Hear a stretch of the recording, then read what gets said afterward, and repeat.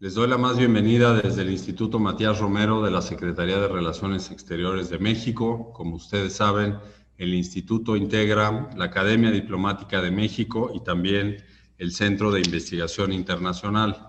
Hemos organizado este evento con la finalidad de poner de relieve un aspecto y un desarrollo muy importante del derecho internacional y también de la agenda de desarme nuclear a nivel internacional, que es precisamente la entrada en vigor que tuvo lugar el pasado 22 de enero de este tratado, el Tratado sobre Prohibición de Armas Nucleares.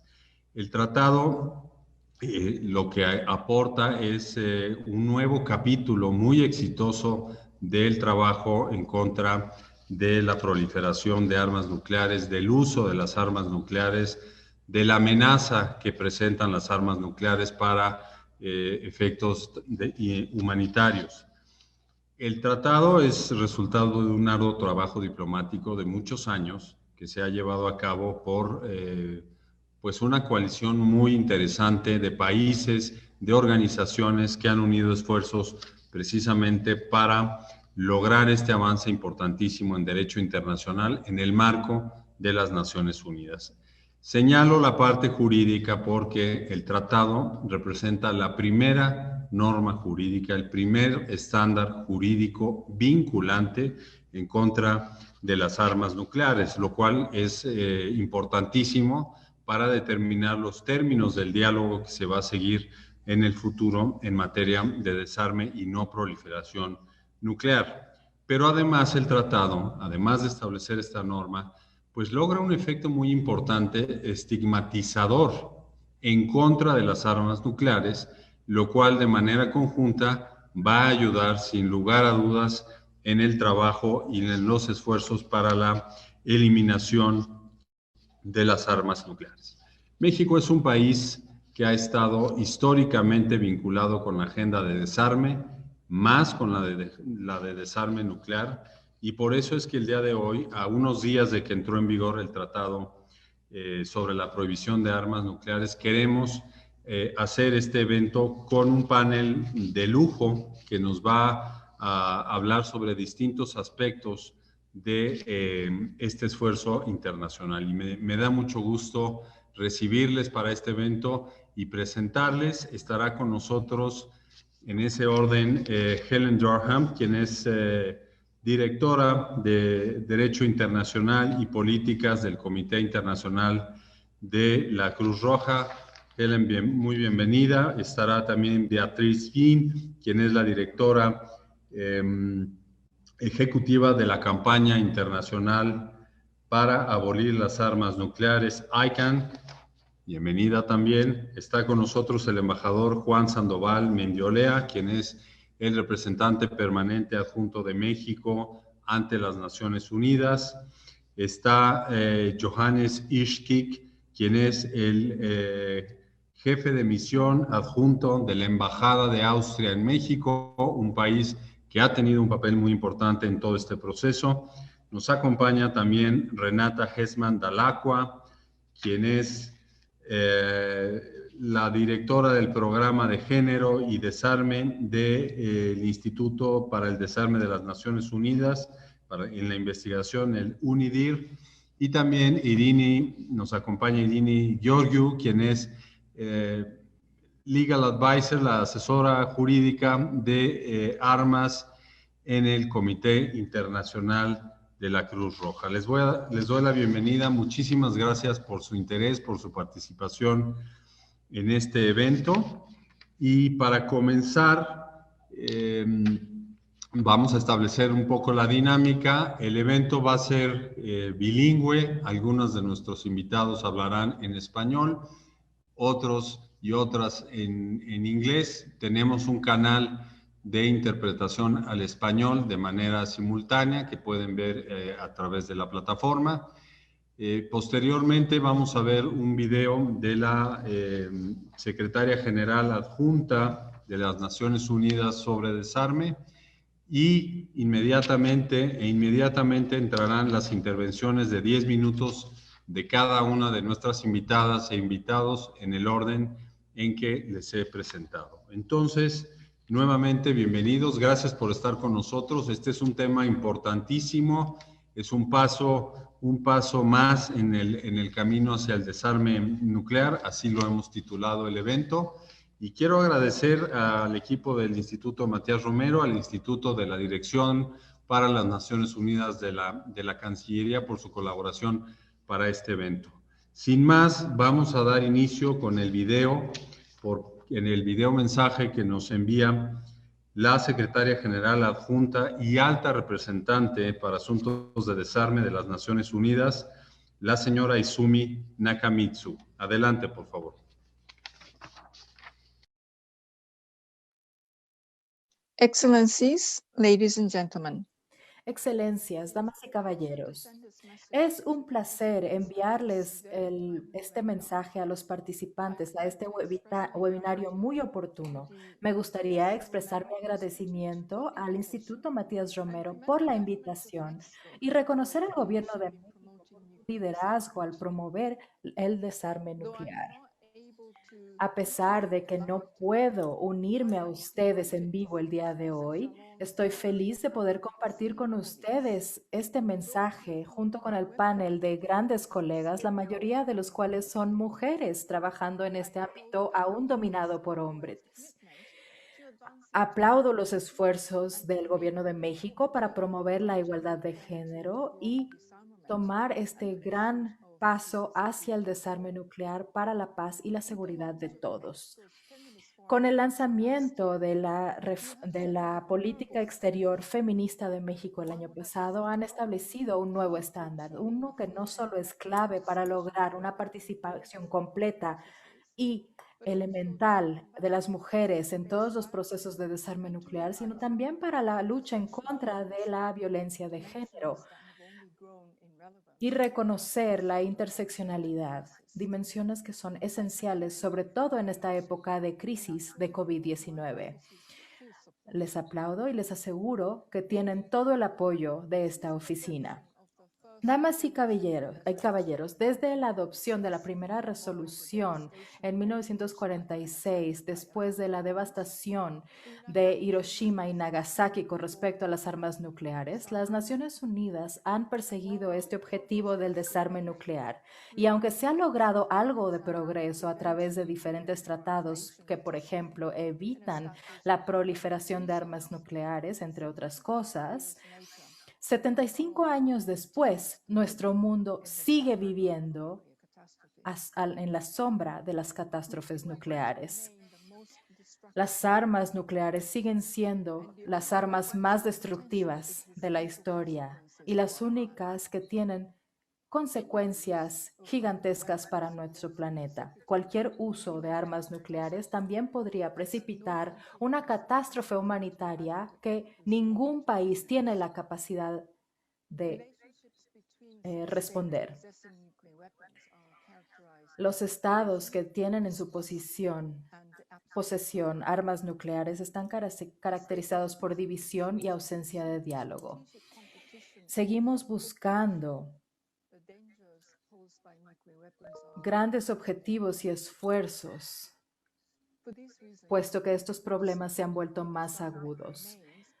Por estas razones, el desarme nuclear sigue siendo una gran prioridad de las Naciones Unidas, como se estableció en el último documento de la primera sesión especial del organismo dedicado al desarme nuclear desde 1978. El secretario general Antonio Guterres ha establecido esto como un objetivo de nuestra agenda y es imperativo que los estados regresen a un camino conjunto hacia el desarme nuclear. Existe una gran necesidad de reducir los riesgos nucleares y fortalecer el dominio por encima del tabú que existe alrededor del tema de las armas nucleares. El reciente tratado sobre la prohibición de armas nucleares fue una combinación de un movimiento global para llamar la atención a la catástrofe que podría representar el uso de cualquier arma nuclear. Este tratado es un paso importante hacia el objetivo de un mundo libre de armas nucleares y un tributo a todos los sobrevivientes de explosiones e investigaciones nucleares y pruebas nucleares. Estos esfuerzos son más necesarios que nunca. Como el secretario general lo ha dicho a los estados al subrayar sus esfuerzos para el 2021, debemos revertir la erosión del régimen de no proliferación de armas nucleares y del desarme. Un mundo libre de armas nucleares es posible y debemos lograrlo juntos. Muchas gracias por su atención. Thank you very much to the USG Nakamitsu. Muchas gracias a la subsecretaria Nakamitsu. Es un honor haber recibido su mensaje en este video y le agradecemos su apoyo ante todos los esfuerzos de la entrada en vigor de este nuevo tratado. Ahora escucharemos de Helen Durham. Es directora de Derecho Internacional y Políticas Humanitarias del Comité Internacional de la Cruz Roja. Helen, es un placer verte una vez más. Tienes la palabra. Muchas gracias. En efecto, es un honor ser parte de este panel. Ahora, la entrada en vigor del Tratado sobre la Prohibición de Armas Nucleares es un logro histórico. Desde el mes pasado ya sabemos que el mundo tiene una nueva norma global que explícitamente prohíbe el uso, la amenaza de uso, el desarrollo, la producción, el almacenamiento y las pruebas de una de las armas más aterrorizantes que hayan jamás existido. Pero también es un elemento vinculante para los estados y puede ayudar a eliminar la contaminación en diferentes regiones en este sentido. Esto no solo ha hecho que el uso de armas nucleares sea moralmente inaceptable, sino que se debe normar. Creo que es importante ver esto como una victoria del lado de la humanidad. Ahora, el comité le quisiera agradecer y felicitar a los estados, a las diferentes organizaciones como ICANN y todos los actores, las miles de personas a lo largo de muchos años que nos han traído a este momento. La ICRC y el movimiento de la Cruz Roja se honran en su contribución a estos esfuerzos y debemos movernos hacia lograr que el mundo sea un lugar más seguro. Esto, como ya lo ha expresado nuestro anfitrión, es un esfuerzo colectivo y me gustaría tomar un momento para agradecer a México como nuestro anfitrión. Estamos felices de que ustedes hayan sido los que organizaron la segunda conferencia sobre consecuencias humanitarias hace tiempo, evento en el cual participamos y estamos felices de que sigan siendo parte del grupo que ha trabajado arduamente para llegar a este tratado, que promovió varias de las resoluciones que llevaron a las negociaciones del mismo. Así que creo que es muy importante que recalquemos esto. También me gustaría agregar un último punto. El hecho de que tomó la dedicación de muchos individuos, pero creo que el papel desempeñado por las mujeres fue grandioso en este sentido también. He trabajado en este ámbito desde hace más de 25 años y he visto muchas cosas, pero me conmovió mucho ver a tantas mujeres contribuir a estos logros y creo que como Tony Jacket dijo, una abogada de México, también desempeñó un papel importante. Tenemos la embajadora de Nueva Zelanda, unas grandes representantes de Costa Rica, Irlanda, Sudáfrica e incluso en mi equipo, incluyendo a Kathleen Lowe, Veronica Christie, entre otras mujeres, y como vemos el día de hoy, la líder de ICANN. Creo que es un gran momento para tomar un paso atrás y decir que este también fue un gran logro en términos de la historia de negociaciones con relación a las armas. Ahora, el tratado presenta una hoja de ruta para la eliminación de armas nucleares y lo que hace es determinar una visión de una seguridad verdadera colectiva que es viable, sostenible y humana. Es parte del punto de cambiar el debate de lo político hacia un enfoque en las consecuencias humanitarias catastróficas de estas armas. Creo que esto también representa un aspecto de un nuevo marco de trabajo y también está cambiando el tipo de debate. Mientras celebramos la entrada en vigor de este tratado, no podemos olvidar que la proliferación de las armas, la no proliferación de las armas nucleares está al principio y no al final del debate. Y creo que todos los estados deben formar parte de este tratado e implementar sus obligaciones. Pero también el día de hoy es uno para celebrar y recobrar nuestras energías después del logro de este primer paso. Si me lo permiten, creo que es muy importante también para el futuro entender el pasado, así que me gustaría tomar un momento para ver la historia de la participación del ICRC. El ICRC y la Cruz Roja japonesa vieron en primera fila las terribles consecuencias de las bombas nucleares de Hiroshima y Nagasaki en la Segunda Guerra Mundial. Bien, después de ello, después de ese evento, llegaron representantes de nuestra organización a Japón y recibimos un telegrama que nos daba un panorama devastador. Y debo decir que siempre es muy bueno regresar a ese telegrama para recordar. Y voy a leer un pequeño extracto. Decía, la ciudad ya no existe, 80% de los hospitales han sido destruidos. Las condiciones son indescriptibles. Los efectos de la bomba misteriosamente graves. Me parece que en 1945 es importante recalcar que esto era un misterio en términos de lo que significaba el uso de esta arma.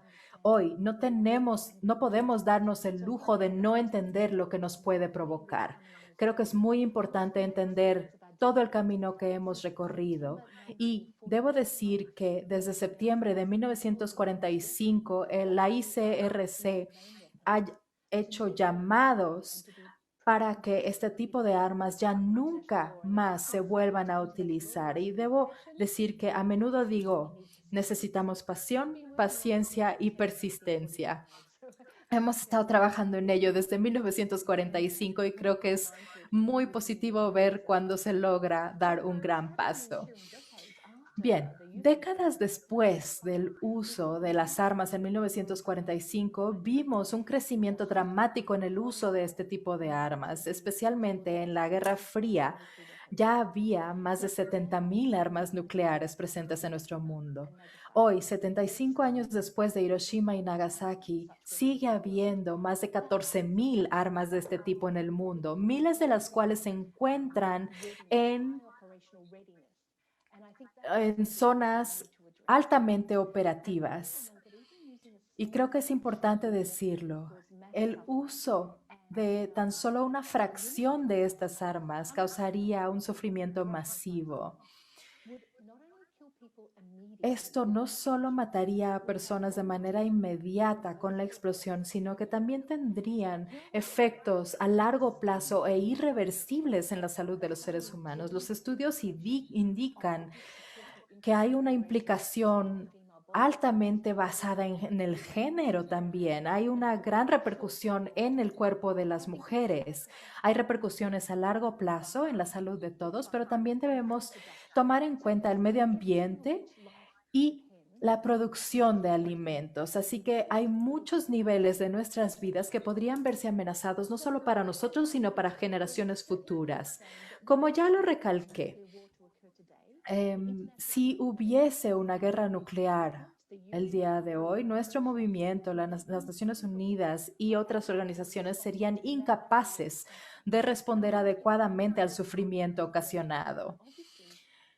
Si vemos la situación al día de hoy, evidentemente la pandemia de la COVID-19 ha recalcado la naturaleza frágil de los sistemas de salud pública a nivel global y cuando nos enfrentamos a un reto global, debemos encontrar una solución global también.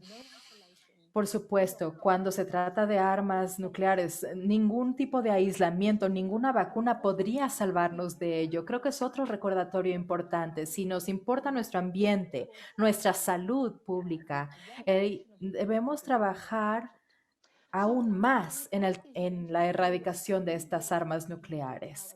Bien, mis colegas seguramente van a abordar otros temas legales muy importantes más a fondo, pero debemos seguir trabajando y abogando por la erradicación de las armas nucleares, a seguir analizando nuestros tratados, seguir promoviendo los tratados para evitar la investigación, las pruebas nucleares. Y estos son una parte importantísima de todo nuestro trabajo. Evidentemente, nuestras relaciones con organizaciones internacionales humanitarias, las obligaciones que tienen, debemos considerar la proporcionalidad, asegurarnos de que no se ocasione ningún tipo de sufrimiento a raíz del uso de estas armas. En conclusión, la ICRC y el movimiento completo de la Cruz Roja, incluyendo la mexicana, han hecho un llamado para adherirse a este nuevo tratado como un nuevo instrumento de derecho internacional humanitario, y debemos seguir abogando por el tratado y seguir concientizando con respecto a los efectos catastróficos de las armas nucleares. Una vez más, debemos catalogar este tratado como una victoria para la humanidad, para las personas hoy y en el futuro. Demasiadas veces hemos visto una lógica muy peligrosa del alejamiento de este tipo de instrumentos, errores y malos entendidos que podrían causar destrucción masiva. Este tratado es una señal clara de que las armas nucleares ya no deben ser parte de la arquitectura internacional, y que esto nos permitirá imaginar un mundo al final libre de este tipo de armas como un objetivo realista y lograble. Muchas gracias una vez más por haberme invitado a formar parte de este panel. Muchas gracias, Helen. Al contrario, nos da mucho gusto escuchar la constancia y la tenacidad del Comité Internacional de la Cruz Roja para acompañar siempre estos esfuerzos. Es sin duda parte importante de esta alianza que ha logrado la negociación, la aprobación del tratado. Y sin lugar a dudas recordamos la reunión que tuvo lugar en México sobre las consecuencias humanitarias del uso de armas nucleares. Seguramente más adelante se va a mencionar. Yo retomo dos aspectos importantes de la intervención de Helen Durham. El primero, que sí, es un desarrollo histórico muy importante desde el punto de vista del derecho y de la agenda del desarme, pero el tratado establece una hoja de ruta para el desarme nuclear desde varios puntos de vista. Uno es, desde luego, la prohibición, pero en la parte 2 del tratado viene un capítulo de declaraciones donde los estados parte se comprometen a compartir información sobre las armas nucleares sobre las cuales hayan tenido uso en algún momento o actualmente. Y la parte 4, que tiene el artículo 4, que habla sobre hacia la eliminación de las armas nucleares, con una secuencia también de compromisos que se tienen que cumplir bajo supervisión internacional de las agencias especializadas y el apoyo de otros países para poder lograr el desechamiento total y la prohibición en el futuro del uso de armas nucleares. Muchísimas gracias, Helen, por recordarnos también los principios del derecho internacional humanitario, fundamentales en el contexto de esta discusión y fundamentales también al momento de que los estados asumen obligaciones contra el uso de armas nucleares o a favor de eliminar la amenaza también del uso de las armas nucleares. Muchísimas gracias.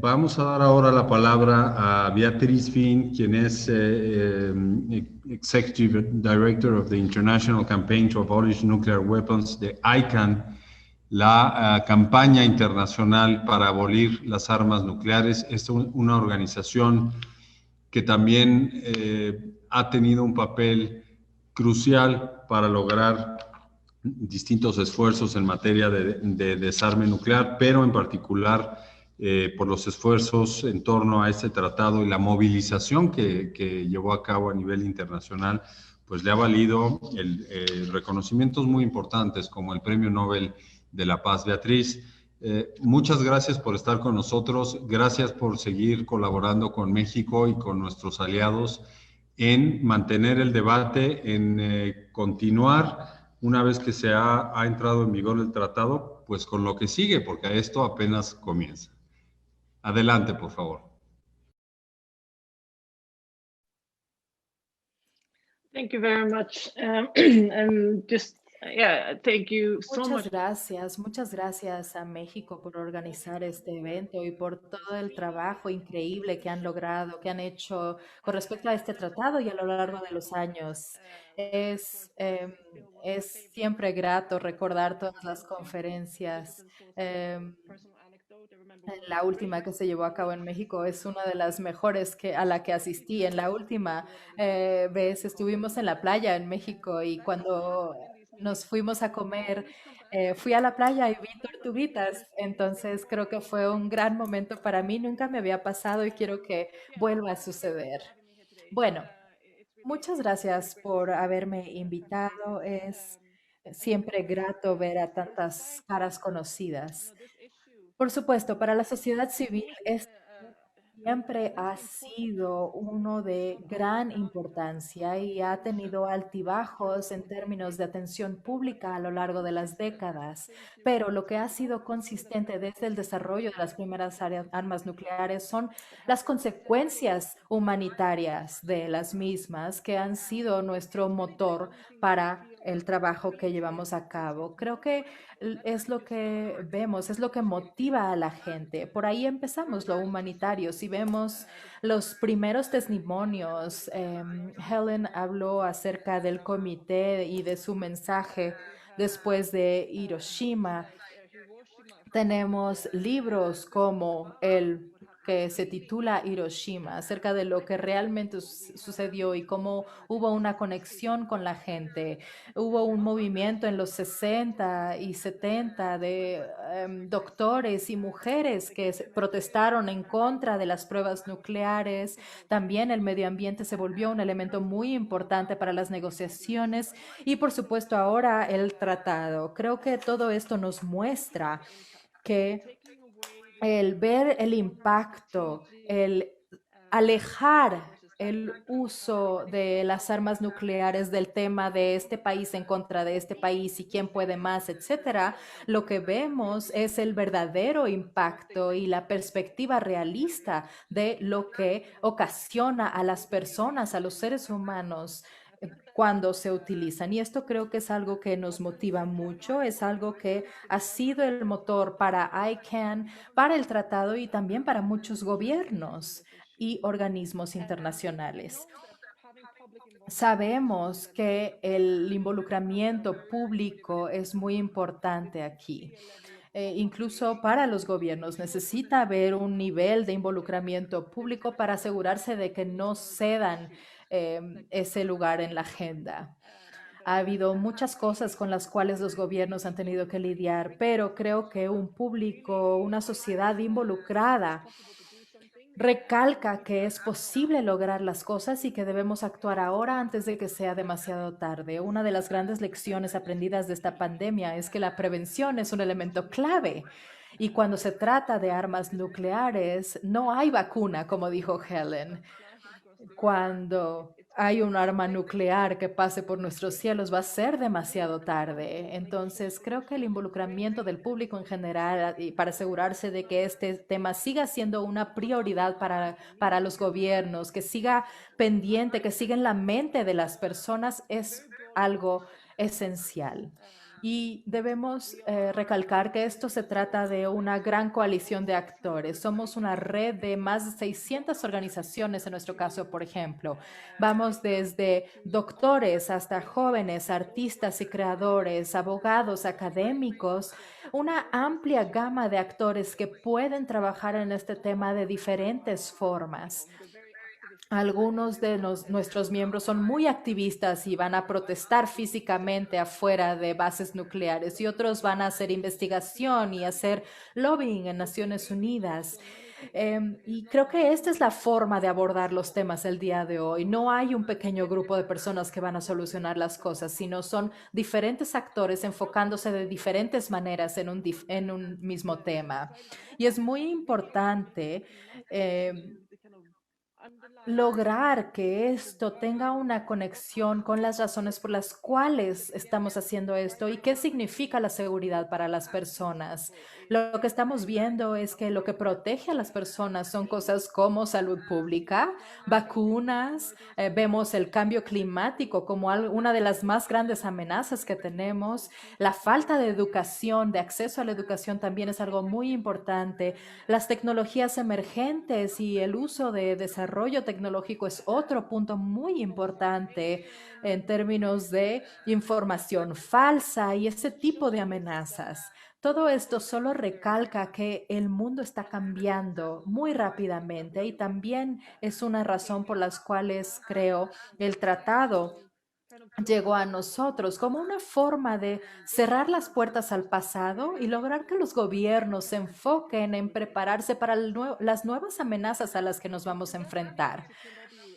Creo que el tratado ha llegado en un momento en el cual el mundo es cambiante y debemos enfocarnos en el futuro y ver bien qué tipo de amenazas nos va a traer el mañana y cómo podemos trabajar en conjunto de manera colectiva entre sociedad civil, organismos internacionales, gobiernos, para lograr abordar y sobrellevar esas amenazas. La colaboración entre los diferentes actores es esencial. Desde los sobrevivientes, 75 años después de las primeras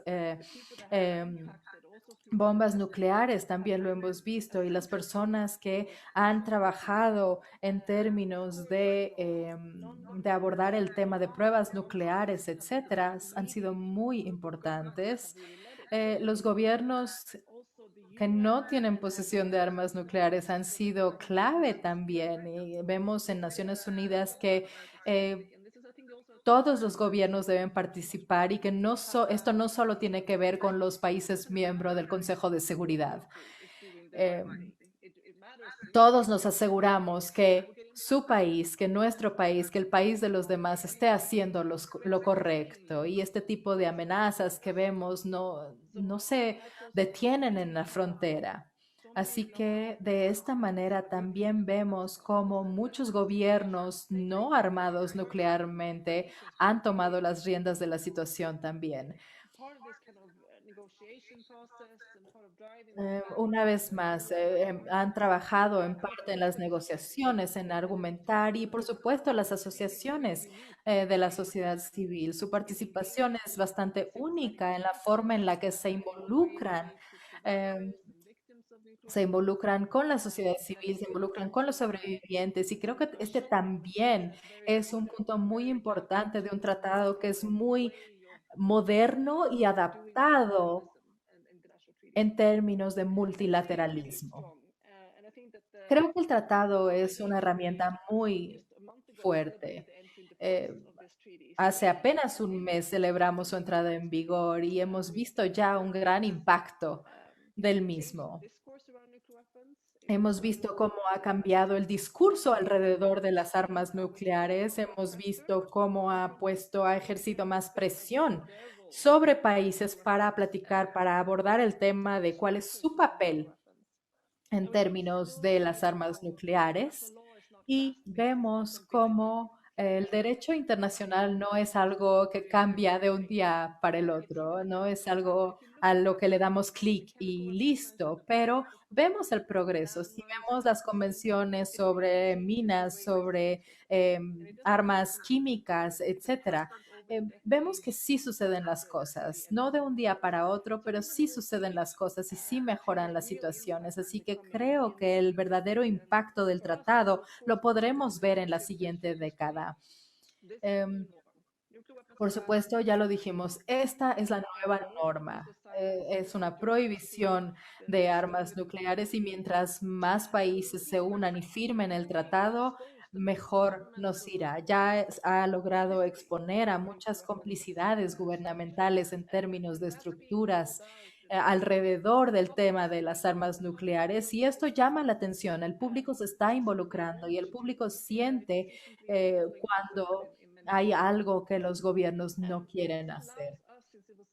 También nos permite como sociedad civil poder ubicar ciertos tipos de comportamientos como producción de armas nucleares, los grandes presupuestos que se les asignan.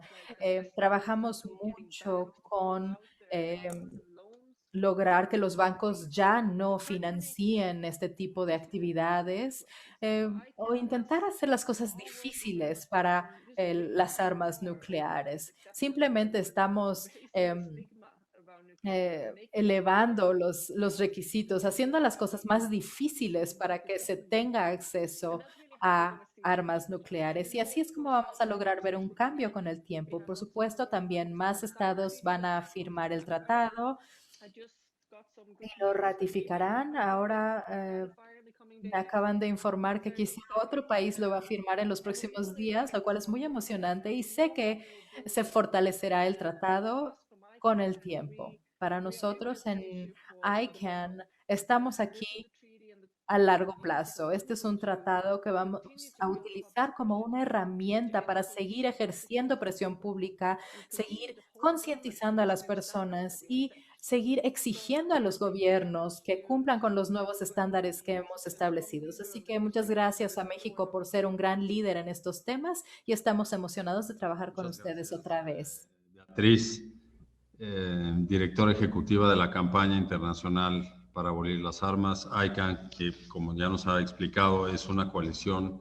gigantesca de personas y de organizaciones interesadas en el trabajo para evitar que el uso de un arma nuclear genere efectos pues que serían ya catastróficos y que no tendrían marcha atrás. Sin lugar a dudas, me parece que el momentum que se ha creado con la firma del tratado, pues efectivamente cambia los términos de la discusión entre los estados que son parte, que han asumido una serie de obligaciones y que las tienen que cumplir puntualmente conforme lo establece el tratado, con los otros estados que por una parte han firmado pero no han ratificado, y es una muy buena noticia escuchar que puede haber una ratificación muy pronto, pero también están los estados nucleares y sus aliados, quienes, pues hay que decirlo con franqueza, han sido muy hostiles en contra de este esfuerzo internacional, no solo con los estados que lo encabezaban, sino también con las organizaciones.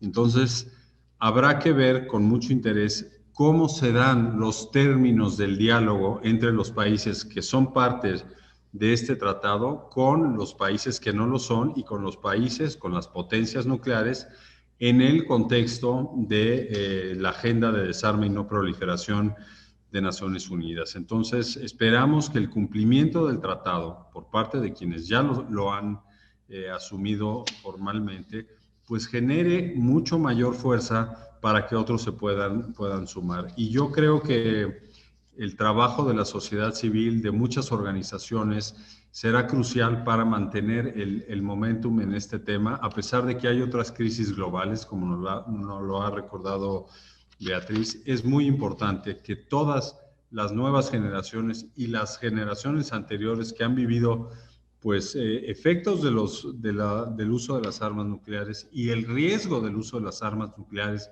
durante tantísimos años que ha durado la Guerra Fría, pues contribuyan, sumen a este esfuerzo de hoy, del siglo XXI, para lograr el objetivo final, que es evitar el uso y la posesión, la distribución, la transferencia de las armas nucleares. Muchísimas gracias de nuevo y más adelante tendremos algún espacio para desahogar algunas preguntas.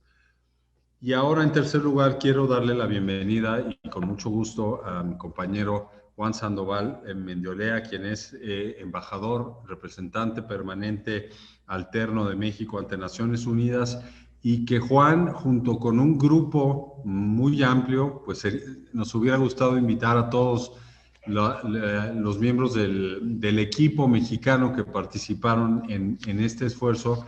Pues Juan formó parte de los esfuerzos del gobierno mexicano hacia la construcción del ambiente para negociar este tratado, posteriormente la negociación del tratado, y nos da mucho gusto que esté con nosotros también para compartir algunas impresiones sobre todo este esfuerzo y sobre todo, Juan, lo que sigue en términos del trabajo en el marco de la reunión de los Estados parte, el rol de las Naciones Unidas y el rol de las instituciones especializadas. Te damos el uso de la palabra y te agradecemos nuevamente de manera muy cálida tu participación. Adelante. Al contrario, Alejandro, muchísimas gracias al Instituto Matías Romero y a ti personalmente por la invitación, que nos permite venir a compartir muchas veces lo que no tenemos oportunidad de compartir, que es qué pasó tras bambalinas en la negociación de un tratado internacional, por qué México tomó determinada posición, cómo llegamos a este tratado. Creo que es una gran oportunidad con las nuevas tecnologías el poderlo hacer a la distancia. De entrada quisiera dar las gracias a Beatriz Finn. Como ella lo señaló, esto fue un trabajo de un partenariado, de un grupo de sociedad civil, también gracias a Helen, del Comité Nacional de la Cruz Roja, de todos los que estábamos realmente con el convencimiento de que se tenía que avanzar en la prohibición de las armas nucleares y que era efectivamente posible tener un instrumento jurídicamente vinculante. Como tú señalaste al inicio, establecemos con este tratado la primera prohibición en un tratado de las armas nucleares, en este caso de alcance global. Hay que recordar que el Tratado de Tlatelolco es de alcance regional. Esto viene, obviamente, es una iniciativa mexicana, es algo que está en el tintero desde hacía muchos años y sobre la que podríamos decirle un resultado precioso, extraordinariamente, con el que habría que ser extraordinariamente cuidadoso porque había mucho en juego. Siempre con el peligro de que esto se estancara, de que la empresa fuera descarrilada, que no llegáramos a un resultado. Aquí me permito hacer una pausa para reconocer la visión estratégica del embajador Jorge Lomónaco, quien fue el verdadero autor de la estrategia paso a paso para que fuéramos avanzando a la adopción de este tratado. Nosotros teníamos, evidentemente, ya el convencimiento en la sustancia, siendo el país depositario y promotor del Tratado de Tlatelolco, el Servicio Exterior lo tiene, pero también teníamos el conocimiento diplomático de cómo poderlo realizar. Entonces, de esta manera, encontramos que probablemente se estaban dando las condiciones, y no nos equivocamos, para tener un avance en esta materia. Nuestra aproximación, el procedimiento gubernamental, el proceso que iniciamos, tuvo tres grandes etapas: un primer enfoque preventivo, luego la parte humanitaria y después el proceso propiamente de Naciones Unidas. Me voy a referir rápidamente al enfoque preventivo porque este se inició fundamentalmente desde el TNP de 2010, en donde en el documento final quedó, en el texto que se aprobó, se tocó el tema en donde se manifestaba que el trabajo sobre desarme y no proliferación debería de tener como fin último evitar las catastróficas consecuencias de las armas nucleares. Posteriormente, en 2013, seguimos con este avance. En la iniciativa humanitaria se da inicio en Oslo, en una conferencia internacional sobre el impacto humanitario de las armas nucleares, en un ejercicio fuera de Naciones Unidas. Esto vale la pena señalarlo, pero a la que ya asistieron 128 delegaciones. Al final de la conferencia, México anunció que haría una segunda conferencia en seguimiento y fue precisamente a la que te referiste, la conferencia que se celebró en Nayarit, ya con 144 gobiernos, y en donde por primera vez hay también la visión del embajador Juan Manuel Gómez Robledo, quien presentó un informe bajo responsabilidad del gobierno de México, bajo su responsabilidad como presidente de la conferencia, que concluyó que las armas, que eran las únicas armas que no habían sido prohibidas aún por el derecho internacional, que nos encontrábamos en un punto de no retorno al evaluarlas y que podría incluso adoptarse un instrumento jurídicamente vinculante. Las palabras mágicas, era primera vez que decíamos que podría haber un instrumento jurídicamente vinculante y posteriormente, después de esta reunión, se dio en menos de un año origen a la siguiente conferencia que se celebró en Viena en 2014, la tercera conferencia, y aquí tuvimos al final una declaración que llamó el gobierno austríaco la promesa austriaca, y a la que muchos países nos fuimos uniendo. La promesa humanitaria o promesa austríaca, la promesa humanitaria, México la promovió a nivel de la CELAC, logrando que de entrada muchos países, todos los gobiernos, los 33 gobiernos que formamos la CELAC, un mes después de su adopción, lo hubieran endosado. De esta manera construimos ese momentum y formamos un grupo, un core group, un grupo núcleo, junto con Irlanda, bueno, Austria, Irlanda, Brasil, Nigeria, Sudáfrica y México. Y ahí diseñamos con este grupo cuál sería la estrategia para avanzar poco a poco. No diseñamos ir directamente al tratado que seguramente sería bloqueado, sino que diseñamos este enfoque de paso a paso, no con un plan B, sino con 4 frentes abiertos simultáneamente, con el enfoque preventivo, el enfoque humanitario, el enfoque ético y el enfoque de las negociaciones propiamente dichas. De esta forma, Naciones Unidas llegamos con 4 resoluciones en 2015, en todas las 4 perfectamente alineadas, todas con miras a llegar hacia el inicio de las negociaciones del tratado. Las 4 resoluciones fueron aprobadas, evidentemente, por voto, pero logramos lo que señalabas, la estigmatización de las armas nucleares, logramos que se manifestara la preocupación por las consecuencias humanitarias, retomando lo que había venido de las conferencias fuera de Naciones Unidas y el peligro de una detonación nuclear fuera voluntaria o accidental en una zona poblada que tendría catastróficas consecuencias. De esta forma, y sobre todo la resolución, a mí personalmente me tocó promover, que es la de promover, fue la de negociaciones multilaterales en materia de desarme, permitió que se creara en Ginebra un grupo de composición abierta, el cual posteriormente, al final de su trabajo, el siguiente año, logró que se iniciara la negociación dentro de Naciones Unidas del Tratado de Prohibición de las Armas Nucleares. En todo este camino, que fue muy complicado, es un caso de estudio de estrategia diplomática, porque no fuimos directamente con todos los huevos en la misma canasta, como se dice. Tampoco teníamos un plan B, teníamos plan A, B, C y D, en caso de cualquiera de estas vías se atoraran, cómo podíamos apuntalar que la negociación arrancara.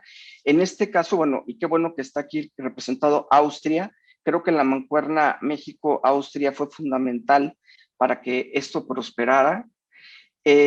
Y por supuesto el acompañamiento de instituciones como el Comité Internacional de la Cruz Roja, el acompañamiento de la sociedad civil, que siempre fueron fuente de inspiración, que nos movía a seguir adelante y que nos permitía mantener una presión y promoción sobre todos los demás estados, sobre la sala, fue fundamental, así como la presencia de los Hibakusha, de los supervivientes de las bombas nucleares de Hiroshima y Nagasaki, pues fue fundamental.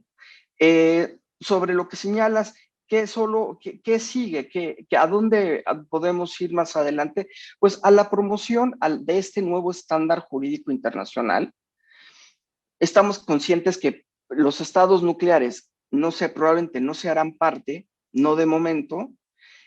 Sin embargo, el hecho de que exista un deber ser, el que exista un valor jurídico compartido por toda una serie de estados, en este momento por 51 estados o 53 estados que lo han ratificado, es a lo que nos vamos a abocar. Tenemos que lograr que se avance en la prohibición y con ello al desmantelamiento total de las armas nucleares. Sabemos que es una tarea muy difícil, hay un tanto de realismo en todo esto, pero no por ello vamos a abandonar el objetivo. México ha tenido como una de las banderas de su política exterior la desaparición por completo, la eliminación completa de las armas nucleares en el mundo, y creemos que este tratado va exactamente en ese sentido. Es, como muchas veces decimos, nuestro Tlatelolco Plus, nuestro Tlatelolco universal. Llevará años, pero el estándar jurídico que hemos establecido en el derecho internacional ahí queda, y estamos muy orgullosos de haberlo logrado. No fue fácil. De nuevo, muchas gracias a todos. Les recomiendo un artículo de Jorge Lomónaco de la revista mexicana de política exterior, en donde hace un recuento un poco de estas 4 vías. Es interesantísimo para todos los que les interesa este tema que lo puedan ver. Personalmente, para mí, les puedo decir que ha sido una de las mejores experiencias, de los temas más estresantes, pero con un gran éxito, con un gran reto delante que concluyó afortunadamente con un gran éxito. Muchas gracias, Alejandro. Al contrario, embajador, muchas gracias por compartirnos parte de esa experiencia en la construcción del tratado. Y como dije al principio, este fue un esfuerzo de un equipo mexicano muy comprometido. Reconocemos también y saludamos al embajador Jorge Lomónaco, quien, como señalas, fue de los estrategas mexicanos para llevar adelante la negociación de este tratado, también al embajador Gómez Robledo. Entonces, pues México tiene un compromiso que viene de muchos años, desde la creación de Naciones Unidas. México está abogando por la eliminación de las armas nucleares. De manera recurrente es un tema que nuestra diplomacia y nuestra política exterior tiene como parte de sus prioridades. Señalas el establecimiento de un estándar jurídico, pero habría que pensar también si eso es suficiente, porque hay muchos estándares jurídicos a nivel internacional. Desde luego es muy importante tenerlo, es mejor tenerlo que no tenerlo, pero quizá también habría que apelar al papel que pueden tener frente a los estados que se espera que no van a formar parte de este tratado. Esperemos estar equivocados.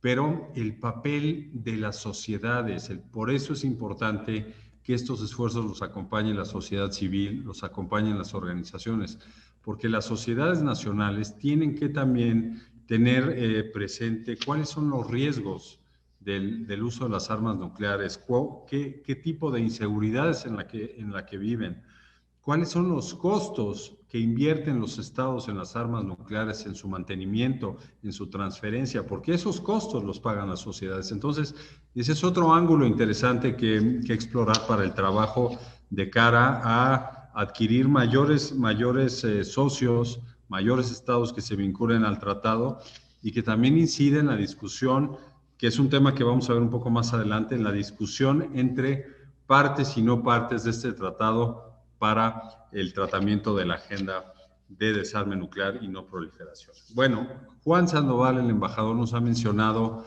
el papel de Austria, y por eso es que hemos invitado a Johannes Irski, quien es el jefe de misión adjunto de la Embajada de Austria en México, para que nos comparta un poco sobre el papel de su país, también la filosofía que hay detrás del activismo y de Austria en todo este movimiento, la famosa promesa austriaca, la promesa humanitaria que ya se mencionó. Johannes, muchísimas gracias de verdad por sumar en este esfuerzo de México, del Instituto Matías Romero. Te damos el uso de la palabra y reiteramos nuestro gusto porque esté aquí representada Austria. Adelante. Sí, muchísimas gracias por la invitación. Es realmente un placer y un honor para mí poder participar hoy día en el marco de esta videoconferencia con motivo de la entrada en vigor del Tratado sobre la Prohibición de Armas Nucleares, celebrada el día 22 de enero de este año, y poder hablar sobre la postura de Austria. Austria fue, junto a otros países como México, la sociedad civil y organizaciones internacionales, un socio impulsor clave del Tratado sobre la Prohibición de Armas Nucleares. En diciembre de 2014 se llevó a cabo la conferencia sobre el impacto humanitario de armas nucleares en la ciudad de Viena. En esta conferencia, Austria llamó a la prohibición de las armas nucleares, ya que anteriormente existía un vacío jurídico con respecto al tema. Este promesa austríaco, posteriormente renombrado como promesa humanitario, fue formalmente respaldado por más de 130 naciones y constituyó la base para el Tratado sobre la Prohibición de Armas Nucleares. Austria así firmó el tratado lo más rápido posible el día 20 de septiembre de 2017. Hasta la entrada en vigor del tratado, Austria abogó en todo el mundo, junto a otros países, entre los cuales destaca México, y a representantes de la sociedad civil, así como a través de una campaña de convicción y actividades informativas comprometidas por la pronta firma y ratificación del tratado de la mayor cantidad de países posible, con el fin de garantizar una entrada en vigor lo antes posible.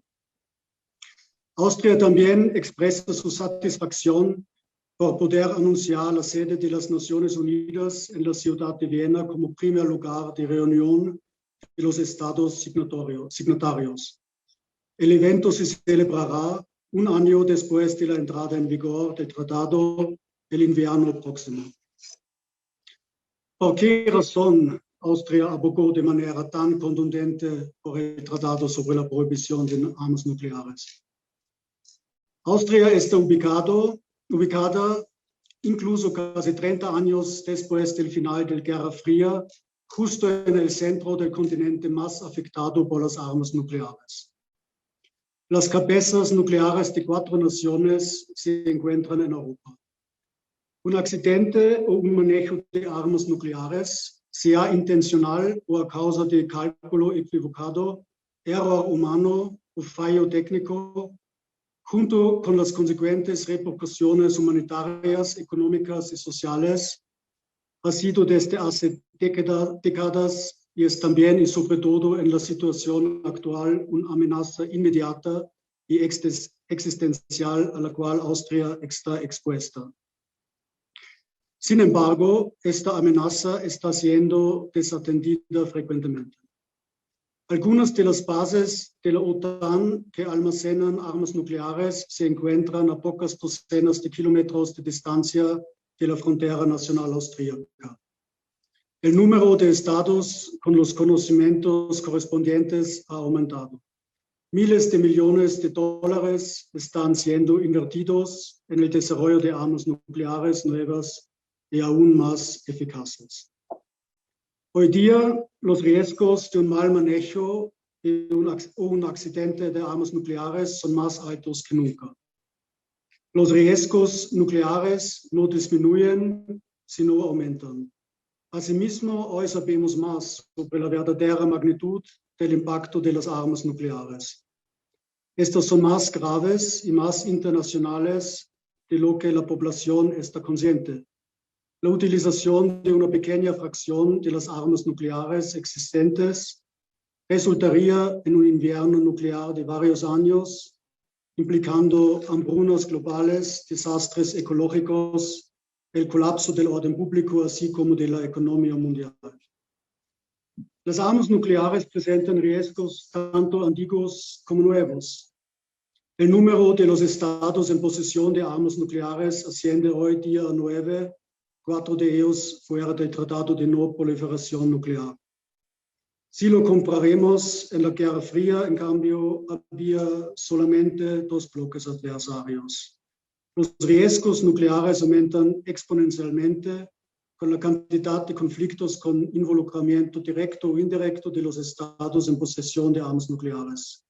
Con tensiones geopolíticas, los riesgos de agravamiento, cálculo erróneo, equivocaciones, accidentes, errores técnicos, así como el riesgo debido a dirigentes políticos irresponsables y procesos de determinación a nivel nacional. Tecnologías nuevas, inteligencia artificial o ataques de hackers constituyen otros riesgos incalculables. Además, es una creencia equivocada y peligrosa que las armas nucleares no sean utilizadas por su supuesto efecto disuasivo. La eficacia de la disuasión se basa en la credibilidad del uso real de estas armas y por ende en la disposición de usarlas de verdad y en cualquier momento.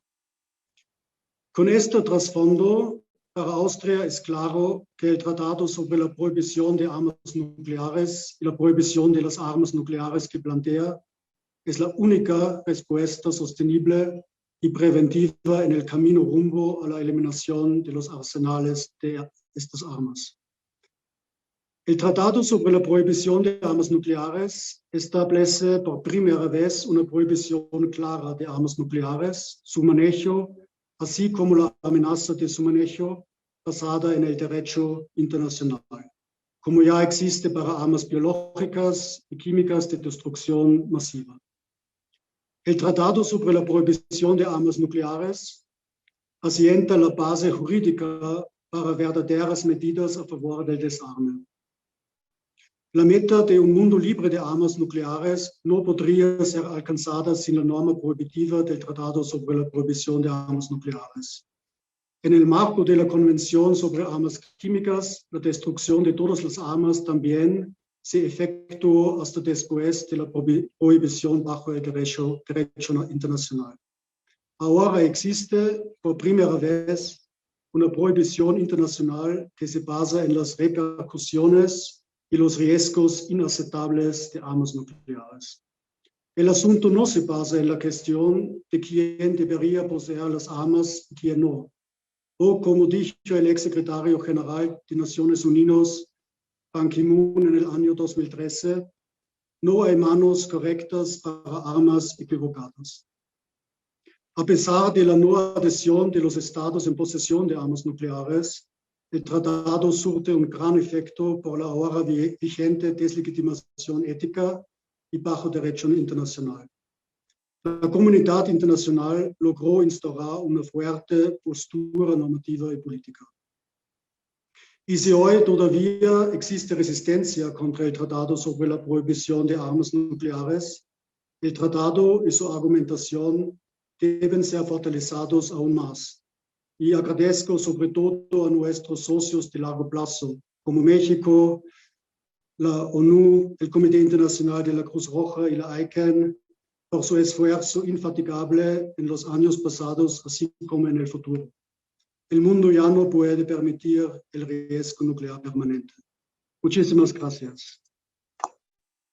Muchas gracias a ti, a Johannes Irskik, quien es el jefe de misión adjunto de la Embajada de Austria en México, por compartirnos pues, las consideraciones muy claras por parte del gobierno y de su país sobre el riesgo que implica, por razones geográficas, para Austria convivir con armas nucleares instaladas en el centro de Europa. Me parece que Austria tiene un récord muy a favor del derecho internacional en Naciones Unidas, no hay duda sobre ello, y por eso también hemos podido trabajar con el gobierno austriaco en una serie de iniciativas muy importantes que van precisamente orientadas a eso, a construir un mundo de reglas y de reglas que se respeten, y cuando no sean respetadas que haya una rendición de cuentas conforme al derecho internacional que vamos generando y creando en el ámbito internacional.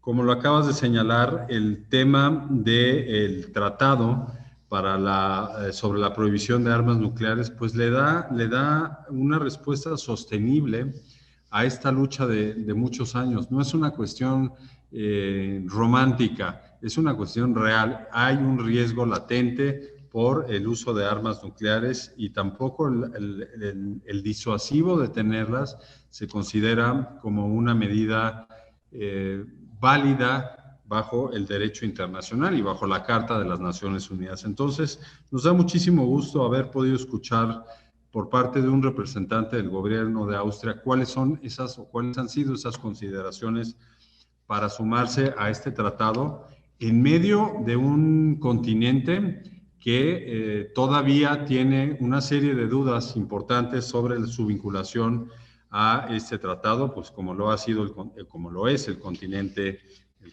europeo? Yo creo que valdría la pena también hablar sobre este tema un poco más adelante, y tomamos nota también del anuncio de la primera sesión de los estados parte en 2022, justamente en enero de 2022, que se cumple un año como lo establece el tratado, se llevará a cabo esta reunión. Y pues bueno, bienvenida a la oferta, ojalá podamos visitar su país para estar presentes en esa reunión. Muchísimas gracias. Y le vamos a dar ahora la palabra a Renata Hesman Dalacqua, quien es coordinadora del Programa de Género y Desarme del Instituto de las Naciones Unidas para la Investigación sobre el Desarme, el UNIDIR. Muchas gracias, Renata, también por sumarte a este esfuerzo. Nos da muchísimo gusto poder contar con UNIDIR y contigo, y te damos el uso de la palabra también. Adelante. Gracias, Alejandro. Buenas tardes y muchísimas gracias por la invitación. Me alegra muchísimo la oportunidad de hablar con colegas de América Latina, que es mi región. Yo soy de Brasil, así que les pido disculpas de antemano por el portuñol, pero si hay algo que digo que no se queda claro, por favor, no duden en preguntarme. Creo que el tema de la charla de hoy es muy importante y a mí me gustaría abordar la cuestión de la participación de las mujeres en la diplomacia nuclear y las perspectivas de género en materia de desarme. Acá en Ginebra, en UNIDIR, tenemos un programa de investigación exclusivo para temas de género y desarme. Y uno de nuestros objetivos es contribuir con la igualdad de género en los procesos de control de armas y de desarme, que siguen siendo un campo profesional compuesto mayoritariamente por hombres. Y bueno, alguien puede preguntarse por qué mejorar la participación de mujeres en temas de seguridad internacional. Bien, hay muchas razones.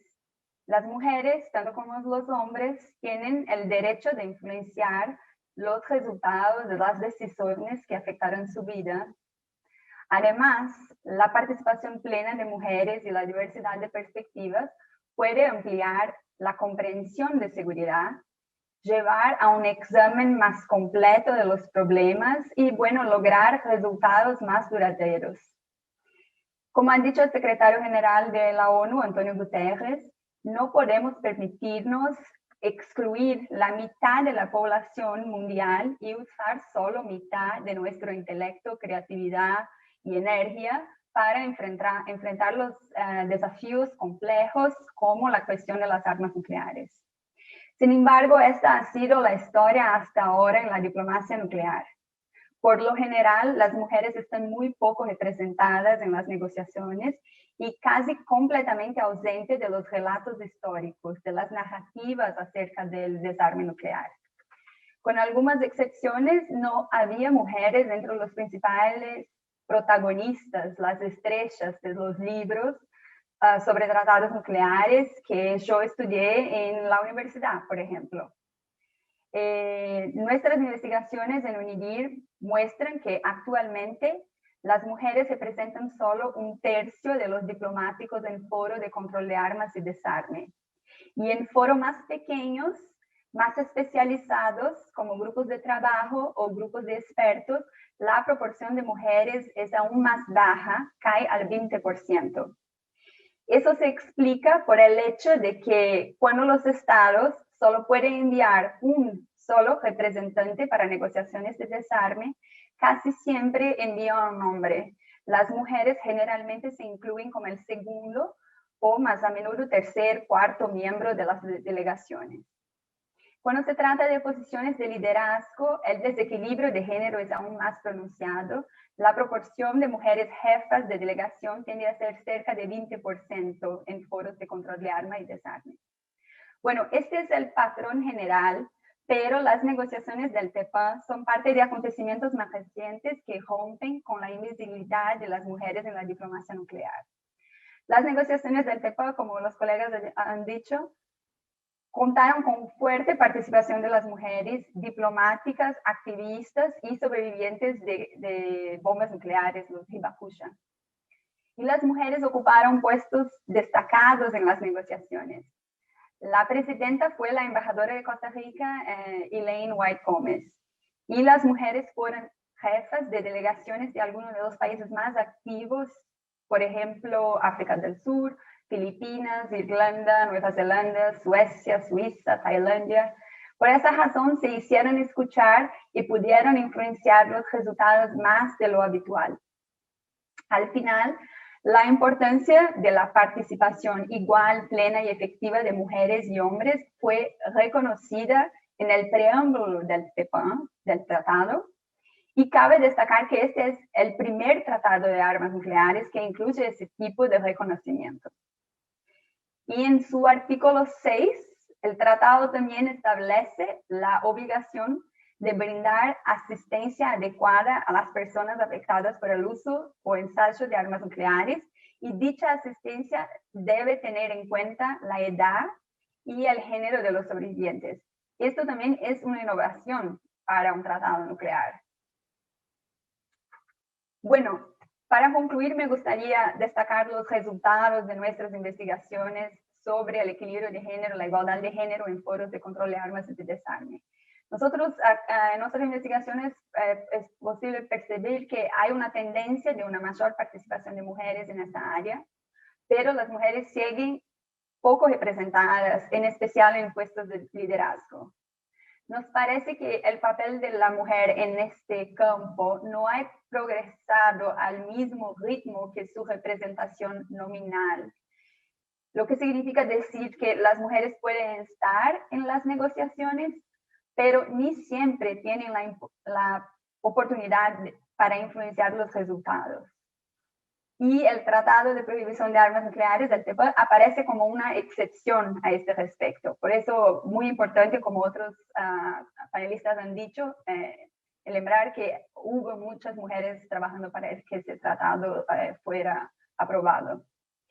¿Y qué se puede hacer para cambiar eso, para mejorar la participación de las mujeres en la diplomacia nuclear?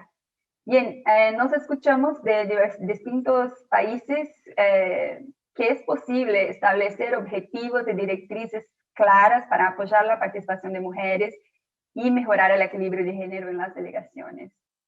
Es posible promover el liderazgo inclusivo, en que, por ejemplo, un hombre y una mujer se alternan como jefes de la delegación. Esto es importante por cuestiones de representatividad y también de liderazgo, de capacidad para liderar. Sería importante también ajustar la práctica diplomática para adaptarse mejor a la vida familiar. Y creo que eso beneficiaría a todos, no solamente a las mujeres. Y hay que asegurar que mujeres y hombres tengan igualdad de oportunidad en los procesos de contratación y promoción en las organizaciones. Y bueno, yo saludo a México por la política exterior feminista y les digo que estoy acá en Univir, estamos listos para colaborar. Y bueno, me detendré acá y aguardo comentarios y preguntas. Muchísimas gracias. Al contrario, muchas gracias a ti, Renata, por esta presentación, pues que no deja lugar a dudas sobre el desequilibrio que todavía hay en esta parte de la diplomacia pues de las negociaciones en materia de desarme nuclear. No hay duda que los números todavía indican ese desequilibrio.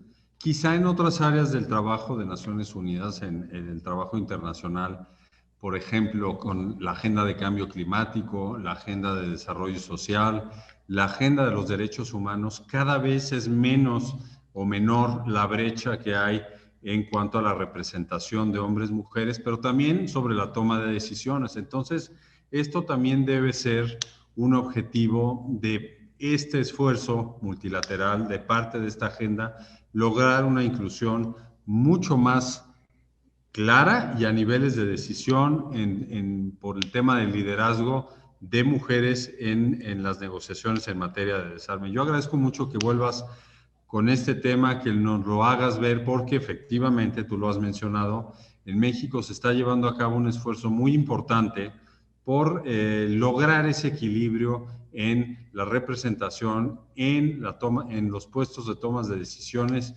en los salarios. Entonces, esta es una cruzada que estamos emprendiendo en México y que necesariamente va a tener que reflejarse de nuestra parte en este tema. Hay muchos países con los cuales hemos trabajado esa política exterior feminista o con los cuales hemos dialogado, como son Suecia, Canadá, Francia, Noruega, pero ciertamente desde el punto de vista de un país con las condiciones de México, pues es atractivo poder llevar adelante la política exterior feminista para poder incidir en este tema que tú nos acabas de señalar, que es clarísimo, 1/3 en los foros de desarme, de acuerdo a los estudios de UNIDIR, pero nosotros queremos también llevarlo a todos los ámbitos del trabajo de las Naciones Unidas y también de la sociedad mexicana, que eso es muy importante también para entender la política exterior feminista. La igualdad tiene que pasar por esa parte. Te lo agradezco muchísimo. Y te damos el uso de la palabra ahora a Irini Georgiou, quien es asesora legal del Departamento de Derecho de Armas del Comité Internacional de la Cruz Roja. También, Irini, te damos las gracias, la bienvenida por estar en este evento y te escuchamos con muchísima atención. Adelante. Muchas gracias, buenos días a todos y muchas gracias por la oportunidad de presentarles la perspectiva del Comité Internacional de la Cruz Roja con respecto a las armas nucleares y el marco jurídico que les aplica. Soy la última en este panel, lo que no es de nada fácil, pero me da mucho gusto compartir este panel con tan eminentes ponentes. Bueno, voy a empezar por el DIH, el Derecho Internacional Humanitario, el cual estipula el principio fundamental de que incluso las guerras tienen límites. Estos límites incluyen reglas clave sobre la conducción de hostilidades, tales como la prohibición de ataques indiscriminados, la prohibición de ataques desproporcionados, la prohibición de armas de tal naturaleza que causen daño superfluo o sufrimiento innecesario a los combatientes y reglas dirigidas a proteger el medio ambiente natural. Estas reglas de DIH deben ser respetadas en todo tiempo y lugar, ya sea en operaciones ofensivas o en operaciones de defensa propia, de defensa nacional. Mientras el DIH no prohíbe expresamente las armas nucleares, ellas, como cualquier otra arma, deben ser usadas en concordancia con aquellas reglas generales que mencioné. Son las mismas reglas en las cuales el Tratado sobre la Prohibición de las Armas Nucleares también está basado. Para el CICR, y yo quiero decir categóricamente, es extremadamente dudoso prever cualquier uso de armas nucleares que fuera compatible con estas reglas del DIH. Y voy a explicar por qué. Cuando las armas nucleares son detonadas, emiten radiación y causan incendios que típicamente se esparcirán a otras áreas muy amplias. Sería extremadamente difícil controlar o limitar los efectos de las armas nucleares en el tiempo y en el espacio, tal como lo requiere la prohibición contra los ataques indiscriminados. Mismo en el caso que un arma nuclear pequeña sería utilizada contra un objetivo militar lejos de zonas pobladas, por ejemplo en el desierto o en el mar, los efectos directos o indirectos incontrolables de la radiación muy probablemente llegarían hacia zonas pobladas, con consecuencias catastróficas para la población y muy probablemente en violación del principio de proporcionalidad. Mismo en el caso de una detonación que tendría lugar en una zona remota, las horribles enfermedades, las discapacidades permanentes, el sufrimiento de corto y largo plazo causadas por la exposición a la radiación que conocemos muy bien, generan dudas extremas sobre la compatibilidad de las armas nucleares con el principio que prohíbe los daños superfluos y los sufrimientos innecesarios de los combatientes. Asimismo, los potenciales efectos inmediatos y a largo plazo sobre el medio ambiente natural generan dudas similares a la luz de las reglas de DIH destinadas a la protección del medio ambiente. Por fin está claro que cualquier uso de armas nucleares en o cerca de áreas pobladas tendría consecuencias inmediatas muy extensas y a largo plazo para la población civil, y que tal uso estaría en violación del principio de proporcionalidad. El Tratado sobre la Prohibición de las Armas Nucleares entró en vigor el 22 de enero. Es un tratado histórico, como otros panelistas han mencionado. Es un tratado que complementa y que yo diría de una manera sirve a aplicar las reglas generales del VIH. El TPAN por primera vez deslegitima y prohíbe de manera indiscutible las armas nucleares en una norma vinculante global para los estados que lo ratifican, evidentemente. El TPAN llena un vacío legal. Las armas nucleares eran el único tipo de arma de destrucción masiva que no estaban aún prohibido. Y aunque la prohibición por sí sola no será suficiente para eliminar las armas nucleares, el TPAN está pensado como parte de la solución y no como la última o como la única solución. No voy a repetir todas las obligaciones y las prohibiciones establecidas por el tratado, pero con mucho gusto contestaré a preguntas sobre eso. Pero lo que es importante decir es que el TPAN complementa el derecho internacional existente aplicable a las armas nucleares y lo avanza. ¿Qué añade el TPAN a las obligaciones legales existentes? El derecho internacional aplicable a las armas nucleares no está restringido al TPAN. El derecho internacional humanitario, como ya mencioné, ya restringe casi totalmente la legalidad del uso de armas nucleares en el contexto de conflictos armados, pero no las prohíbe como tales. En este punto, el TPAN cumple un grande avance legal desde que prohíbe explícitamente el uso de armas nucleares. El TPAN complementa y refuerza de manera muy importante la preexistente arquitectura normativa con respecto al desarme nuclear. Al ofrecer vías para la eliminación de las armas nucleares, el TPAN es un paso concreto hacia el cumplimiento de las obligaciones de desarme establecidas en el Tratado sobre la No Proliferación de las Armas Nucleares, el TNP. El TNP, como lo sabemos, fue un gran pacto, un pacto en el que los estados que no poseen armas nucleares abandonan la opción de esas armas a cambio de una obligación jurídica de los estados que poseen tales armas de desarmarse y con el tiempo de eliminar las armas nucleares.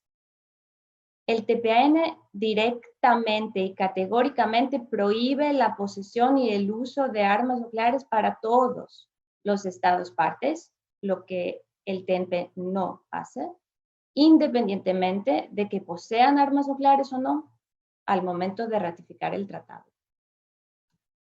Además, el TPAN, y eso es muy importante, constituye el primer instrumento de derecho internacional que ayuda a mitigar las consecuencias humanitarias catastróficas del uso y del ensayo de armas nucleares. Exige a los estados a que asistan a las víctimas afectadas por el uso y el ensayo de armas nucleares y que restauren las zonas contaminadas. Existen también tratados que prohíben las armas nucleares regionalmente, creando lo que se conoce como zonas libres de armas nucleares.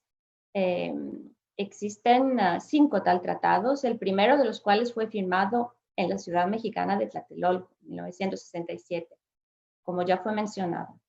Estos tratados siguen siendo componentes muy importantes del marco jurídico para la eliminación de las armas nucleares, y lo que añade a ellos el TPAN es principalmente la universalidad, porque estos tratados tienen un alcance obviamente regional. Y para concluir, quería decir algunas palabras sobre el rol del movimiento de la Cruz Roja y la Media Luna Roja en el logro del TPAN y con respecto a su futuro. Desde el principio, el movimiento de la Cruz Roja y la Media Luna Roja ha tenido un importante papel en el logro del TPAN. Por ejemplo, fue el movimiento que en 2011 hizo la llamada para la prohibición y la eliminación de las armas nucleares a través de un acuerdo internacional obligatorio y nos sentimos muy contentos hoy que esta llamada tuvo eco. De aquí en adelante, seguiremos nuestros esfuerzos para globalizar la adhesión al tratado a través del diálogo con estados, con organizaciones de la sociedad civil y con otros interlocutores importantes. El TPAN prevé un rol específico para el CICR y para la Federación de Sociedades Internacionales, especialmente con relación a las obligaciones de asistencia y cooperación internacional. Pero también prevé que el CICR y otros componentes del movimiento serán invitados a participar en las reuniones de los Estados partes como observadores. De esta forma, el TPAN refuerza la posición institucional del movimiento de la Cruz Roja y de la Media Luna Roja para su implementación. ¿Cuáles son los próximos pasos hacia el desarme nuclear? En opinión del CICR, existen aún varias etapas hacia el desarme nuclear. La entrada en vigor del TPAN fue un cambio histórico, pero no es en ninguna medida el final del camino. La comunidad internacional debe trabajar unida para asegurar que la membresía del TPAN crezca y para que el tratado sea efectivamente implementado.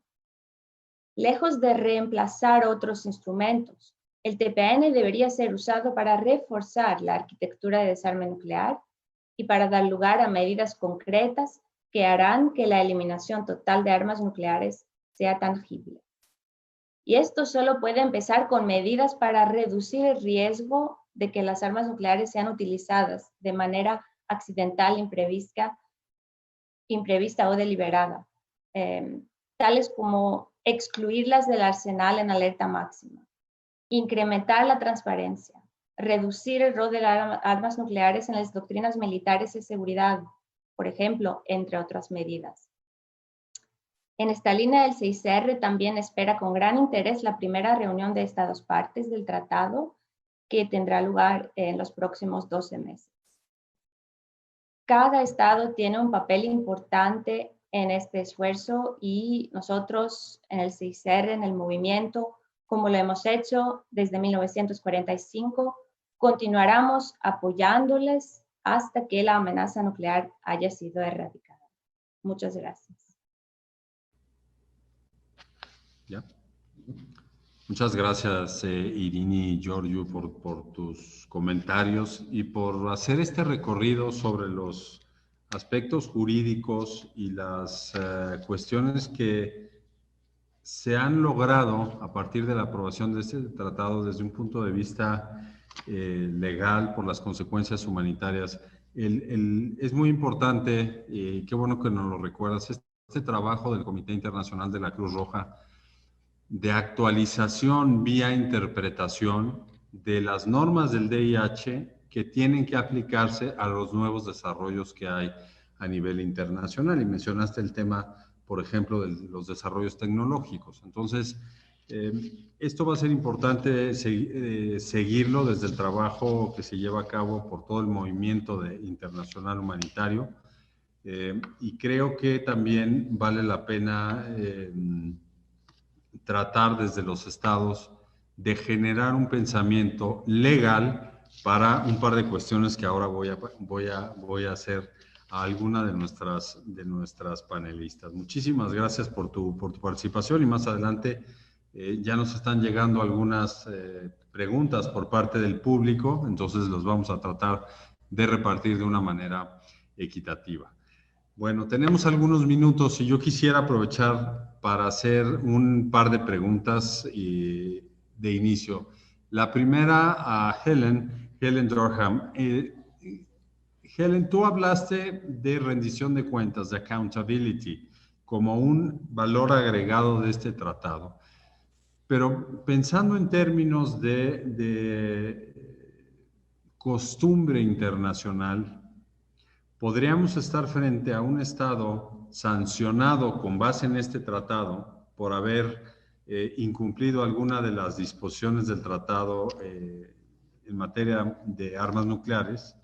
Pensemos en una detonación. Y al mismo tiempo habrá otros países que no son parte del tratado y que pueden llevar a cabo detonaciones nucleares sin aparentemente ninguna sanción. ¿Cómo llegar a esa armonía jurídica para generar esta costumbre internacional a partir de la opinión juris desde tu punto de vista, precisamente para evitar los daños y las consecuencias humanitarias? Y la segunda pregunta que quiero hacer es para Beatriz Finn. Hemos mencionado a lo largo de esta conversación qué es lo que sigue en términos de vinculación de otros países al tratado. Pero yo quisiera preguntártelo desde tu experiencia en el trabajo que has llevado al frente de esta coalición de ICANN. ¿Cómo es posible hoy en día movilizar a las nuevas generaciones, movilizar a las sociedades en torno a este tema? Porque al final lo que se quiere y a lo que se aspira es que este sea un estándar universal. ¿Cuál es el papel de estas nuevas generaciones hoy en día? Como lo vemos en el cambio climático, es decir, necesitamos una nueva Greta Thunberg para el tema del desarme nuclear. ¿O cómo perciben ustedes el papel de las nuevas generaciones en distintas sociedades? Hablo de todo el mundo para lograr la universalidad. Esas son las primeras dos preguntas que quisiera compartir y una vez que tengamos respuesta, pasamos a otras. Muchas gracias. Helen. Well, I might start. Bueno, podría iniciar, pero muchas gracias por este punto tan importante. No, obviously, with international treaties. Hemos hecho con honestidad con tratados internacionales como estos, como lo mencionaron los miembros de otros paneles que me precedieron, el papel de poder acordar con ellos o de cristalizarlo, convertirlo en una legislación internacional, derecho internacional, lleva tiempo. Lo importante es el papel de este tratado en poner cierta presión sobre los estados. Pero las sanciones hay que ver las distintas posibilidades hasta llegar a llevar a las cortes a los distintos individuos o a las personas que estén en alguna forma violando las leyes humanitarias y ser tratados bajo la legislación penal internacional criminal. Ahora, hay que ver lo que es la conducta humana, pero hay un paso muy sólido hacia la estigmatización de algo, el hacerlo algo de costumbre y ver las otras áreas, como se mencionó, el uso de que un uso de una arma nuclear sea considerado un crimen de guerra. Creo que podemos establecer ciertamente entre nosotros el iniciar todo un viaje, pero como no tenemos la capacidad realmente de requerir que todos los estados los firmen y después aplicar una sanción, tendremos que usar las herramientas como las que contamos para involucrar a la sociedad civil y avanzar hacia una ratificación universal, creando todos los marcos legales que podamos utilizar. Es realmente una pregunta magnífica y quizás mi respuesta es un cúmulo de cosas, pero es para continuar este diálogo a lo largo de los años precisamente sobre este tema. Gracias. Creo que sobre el tema de cómo movilizar las nuevas generaciones es esencial realmente, porque este tema no desaparecerá de la noche a la mañana, aunque nos encantaría que así sucediera con el tratado, pero es algo en la que las siguientes generaciones tendrán que ser parte del resolverlo. Algo en lo que pensamos y que es particularmente relevante para los políticos que no quieren hacer nada en este sentido, es que están pasando el problema a la siguiente generación. En algún momento, alguna generación tendrá que hacer algo. De otra manera, vamos a enfrentar una guerra nuclear. Y cuando lo pensamos de esa manera, ¿queremos hacer algo ahora o queremos dejarlo a la siguiente generación? Creo que aquí la situación es, en muchas formas, el asegurarnos de que haya un involucramiento y compromiso continuo para su implementación. Algo de lo que estamos viendo es que hay muy poco apoyo de la juventud hacia las armas nucleares. Y hubo una encuesta muy interesante sobre los millennials y su actitud hacia la guerra en sí y hacia la ley humanitaria internacional, donde vemos una falta de conocimiento, de entendimiento, pero también optimismo, y hay una confianza en que se puede hacer algo en este sentido. Ahora, antes de la pandemia, pasábamos mucho tiempo viajando y hablando con los jóvenes a menudo, pero no es que no estén interesados en el tema. Todos están conscientes y todos están interesados en el tema, pero creo que simplemente esto es algo como que sienten que no encuentran la esperanza porque no ven cómo pueden contribuir, apoyar. Están enfocados en ser en los líderes de los estados nucleares en los aspectos técnicos, los retos geopolíticos, y cuando, por supuesto, eres un estudiante universitario en México o en Suiza o en cualquier parte del mundo, ¿qué es lo que puedes hacer con Putin y con Kim Jong-un y con Biden? O sea, sientes totalmente desarmado. Creo que una de las fortalezas de este nuevo tratado del TPAN es el poder tener control sobre los temas y ver que con ello puedan contribuir y que puedan llevar adelante el movimiento. Lo hemos visto en el cambio climático, el tener esta agencia moral, actuar como moderadores. Creo que es muy importante que no sobreestimemos o tratemos de asustar a las personas en las acciones, de hablar de qué tan horrible. Hay que ser muy honesto sobre las consecuencias humanitarias catastróficas, pero solo hablar de lo horrible que sería, de que todo el mundo se moriría, sería horrible y horrible, hace algo que es demasiado para las personas. Tienes que tener esperanza, tienes que tener esa sensación de que hay algo que puedes hacer.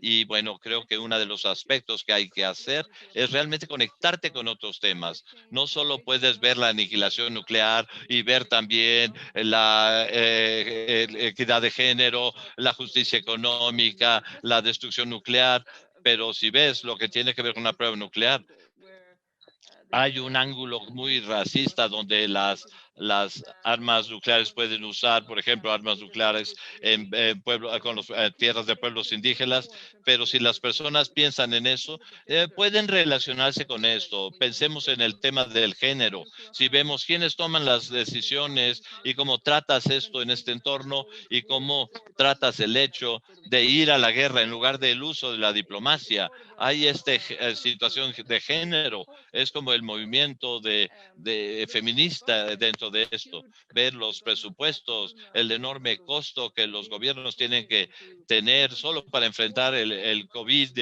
y algunos tienen mucho más dinero y algunos ven las discusiones y realmente le quita el dinero a los países que lo necesitan. Por ejemplo, en el Reino Unido, donde cada vez hay un gasto militar mayor, y cortando lo que cuestan los almuerzos escolares. Eso es para crear armas de destrucción masiva. Cuando llegamos a las armas y a estos temas, ahí es más fácil para que los jóvenes se relacionen, se conecten con el tema y poder entender el tema. Y no es tan difícil, no es geopolítico, no es el bueno o lo malo, sino es algo que realmente puede hacer algo con lo que ellos puedan conectarse. Como siempre, me parece muy importante la manera como sugieres hablar con las nuevas generaciones. Lo vemos también aquí, obviamente, en las universidades mexicanas. Hay un distanciamiento de esas generaciones con los posibles efectos de una detonación nuclear, porque también están ocupadas en otros temas globales, temas de crisis, que no había quizá o que no tuvieron otras generaciones que sí vivieron los riesgos de la confrontación nuclear. Pero bueno, entonces todo esto sigue en la agenda internacional y lo importante es generar círculos que sigan trabajando en torno al objetivo principal, pues, que nos marca este tratado. Muchísimas gracias de nuevo. Y comparto dos preguntas que nos han llegado del público. La primera es para Irini, de parte de Eddie Roth.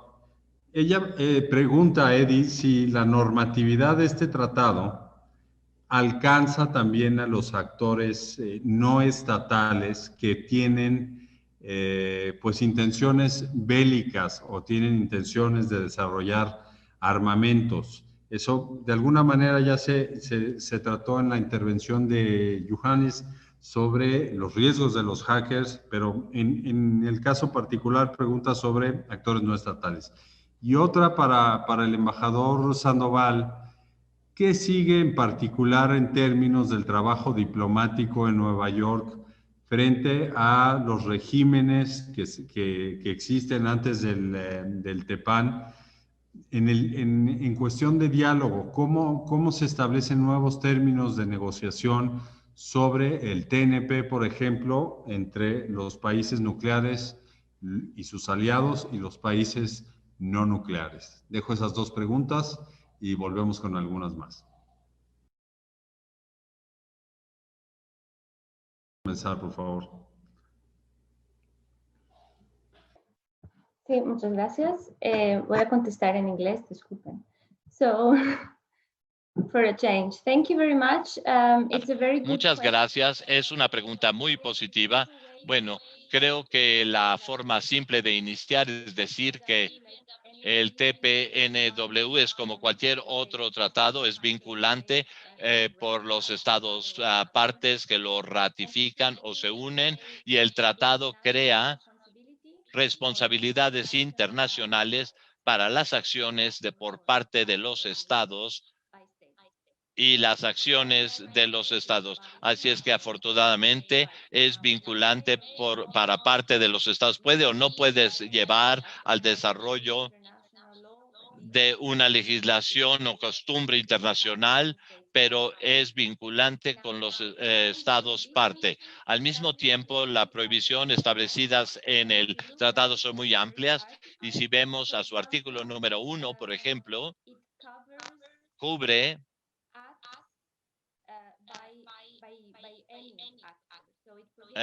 acciones por cualquier actor, es decir, de asistir, de motivar a cualquiera, incluyendo a los actores no estatales, de ser parte de cualquier actividad prohibida por el tratado o buscando, recibiendo asistencia de cualquiera. Así que hay luego entonces actividades que cubiertas en el tratado que incluyen y cubren precisamente todos los aspectos. Hay también los actores no estatales, como en muchos otros tratados, también existe la obligación de que los estados tomen medidas y otras acciones legales para criminalizar, penalizar las acciones, omisiones o violaciones de lo establecido en el tratado. Se integra su propia legislación penal internacional, el establecimiento de delitos basadas en las prohibiciones del tratado. Así que el tratado no automáticamente crea responsabilidades individuales, pero como lo ha mencionado Helen anteriormente, impone la obligación de penalizar o sancionar la obligación la violación de las prohibiciones establecidas en el tratado. Es decir, establece su propio sistema legal interno de desarrollo de delitos, del uso de armas nucleares, cualquier aspecto de acto u omisión que esté probado, que no esté permitido por el tratado. Lo que no está criminalizado, los estados tienen la obligación de hacer que todas estas acciones, y que esto implica, por supuesto, la responsabilidad de los individuos o de cualquier actor que no sea un actor no estatal, de ser parte de cualquier actividad relacionada con esta línea. Mr. Ambassador, the floor is yours. Muy buena pregunta también.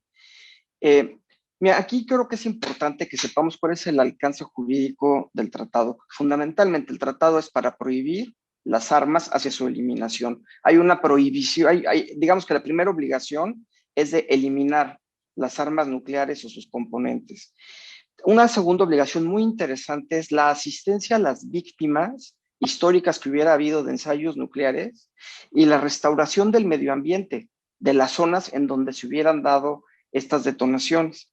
Y además una tercera obligación muy importante es la obligación de cooperar de todos los estados parte del tratado. Entonces, aquí tenemos, no es nada más un acto político en donde decimos las armas las prohibimos, estamos todos de acuerdo con esto y aplausos. No, hay obligaciones objetivas para los estados, como las que acabo de señalar. Ahora, respecto a los regímenes existentes actualmente, los estados al vincularse al nuevo régimen del tratado, asumen obligaciones adicionales en materia de no proliferación, muy similares o adicionales complementarias a las que ya tenemos en el TNP.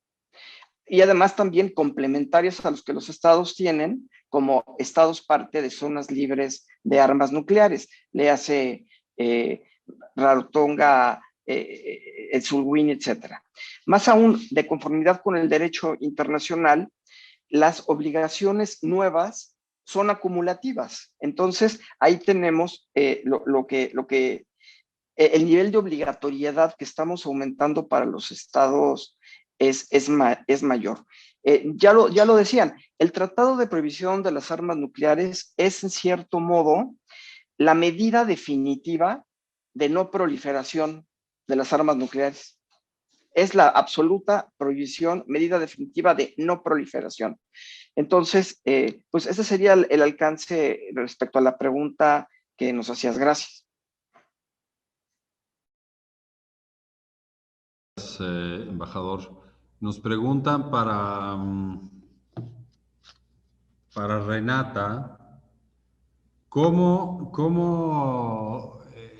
unir, cómo hace este engagement con los gobiernos para impulsar una mayor participación de las mujeres en el tema de la diplomacia nuclear? Porque la persona que formula la pregunta, que es Valen Ulibarri, reflexiona sobre los marcos jurídicos existentes en términos de derechos de las mujeres, pero para este tema en particular, ¿cómo lleva a cabo este trabajo UNIDIR o Naciones Unidas?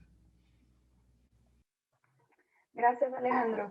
Bueno, nuestro programa de investigación acerca de género y desarme, hay dos ejes que perseguimos nosotros en nuestras investigaciones. Una es sobre la participación de hombres y mujeres y entender cuáles son los obstáculos que afectan la participación de mujeres en esta área.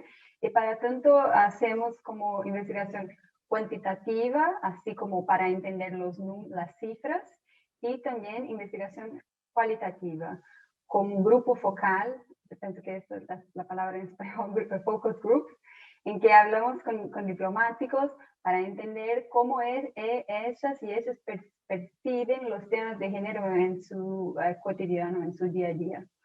Y esos, los resultados publicamos en publicaciones que están disponibles en nuestro sitio web, unidir.org. Y tenemos también un hub para género y desarme con ideas de acción práctica, con los resultados de nuestra investigación y ideas de acción que todos los diplomáticos no necesariamente no necesitan, de verdad que no necesita que sea como una directriz del país. La persona, el individuo, los diplomáticos, hay mucho que pueden hacer. Por ejemplo, negarse a participar de panels en que hay solamente hombres como ponentes y pasar a percibir los temas de género en todos los aspectos de su trabajo y a incorporar como una mirada de género para los temas de su trabajo. Por ejemplo, entender cómo se puede prevenir la violencia de género facilitada por armas. ¿Cómo se puede, por ejemplo, apoyar a las víctimas de violencia de género, los sobrevivientes? Por ejemplo, ¿cómo se puede rendir cuenta, la accountability, para los perpetradores? Y todo eso va a llevar como más resiliencia antes de conflictos. Bueno, así que UNIDIR es un instituto de investigación. La primera cosa que hacemos es trabajar con datos y evidencia y producir estudios para que sean de utilidad para los países. Y también trabajamos con el modelo de Gender Champions, que son individuos que se comprometen con la igualdad de género, y en el caso de desarme tenemos el Disarmament Impact Group, que es un grupo acá en Ginebra, un grupo que busca siempre traer los temas de género para las conferencias de control de armas de desarme, y el Gender Champions Disarmament Impact Group los dirigentes son el director de UNIDIR, los embajadores de Canadá, Irlanda, Namibia y Filipinas acá en Ginebra, y son muy, muy activos. Entonces, así como hay esos dos lados, de que trabajamos con estudios, pero también trabajamos con engagement, outreach. Es que a veces la palabra en inglés sale más fácil, pero así como las actividades para traer el tema para más visibilidad. Gracias. But there is one question directed to her. Beatriz. Hay una pregunta para Beatriz de Ana. ¿Cómo podemos unirnos a ICON desde México, Beatriz? Magnífica pregunta. ICON está abierta para las ONGs, organizaciones no gubernamentales. Pueden ser parte de nuestra membresía. Si estás creando o eres una ONG o creando, puedes solicitar ser parte de nuestros socios. Y si eres una persona en lo particular, puedes ser parte de una lista de correos en www.icon.org. Bueno, muchísimas gracias una vez más por estar con nosotros. Gracias. Una pregunta final. Juan.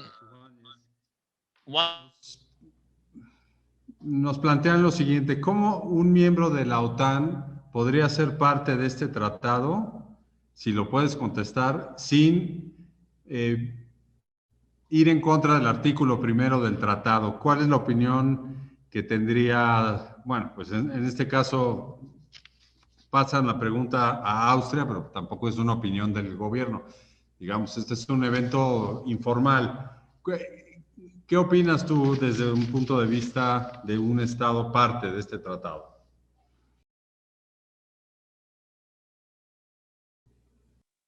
Yes, I'm sorry. I had some issues here with the sound, so I also didn't. Perdón, tuve un problema con el sonido y no recibí la pregunta completamente, pero sé cómo los estados pueden adherirse al tratado. Disculpe, no entendí completamente la pregunta, así es que quizás podría usted volverme a hacer. How about a member of the OTAN? ¿Qué hay de un miembro de? If that is possible without going against Article 1 of the treaty related to provisions.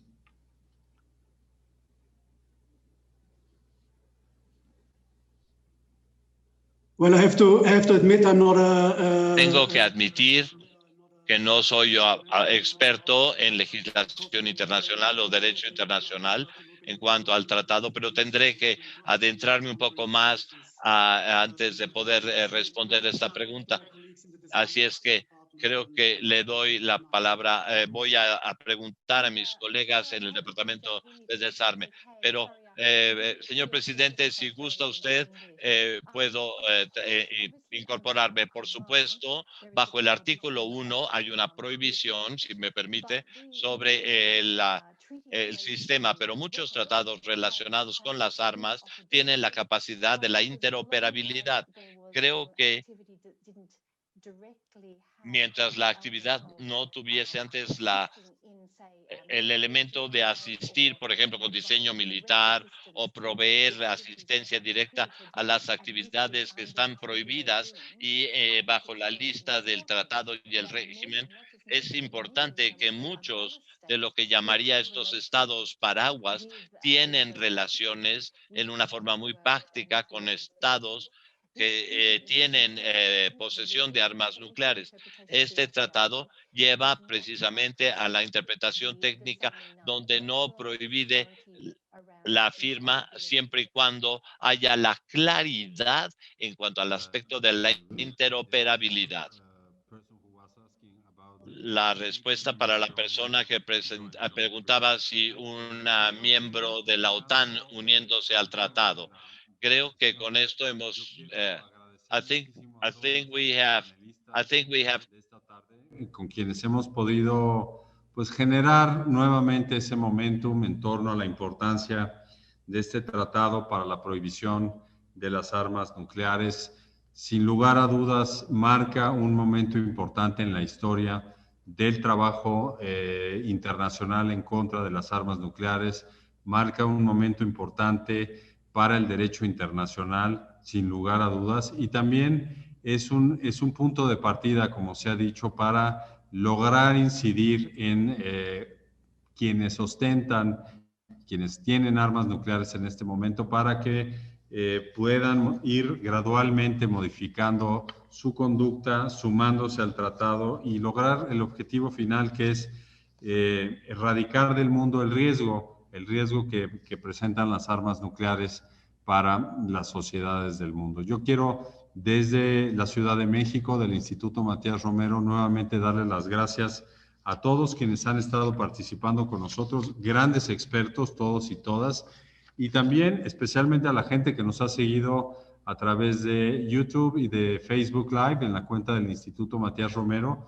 Muchísimas gracias. Vamos a dejar esta conversación en las redes sociales y también les recomiendo que revisen algunos trabajos que hemos publicado recientemente en torno a estos temas. Como lo mencionó el embajador Sandoval, hay un artículo muy interesante del embajador Jorge Lomónaco sobre este tema en la Revista Mexicana de Política Exterior. Nos publicó también un artículo recientemente en un diario de México, lo vamos a publicar.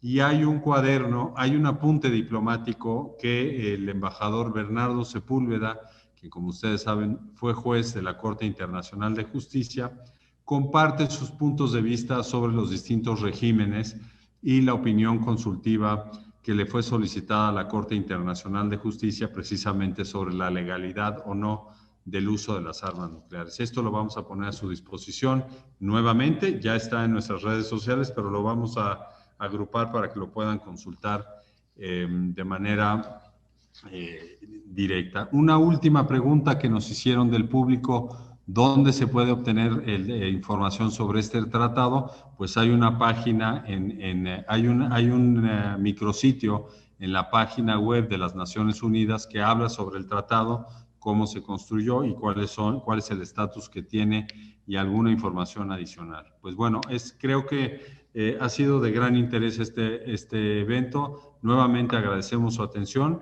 y pues nos vemos a la próxima. Saludos desde la Ciudad de México.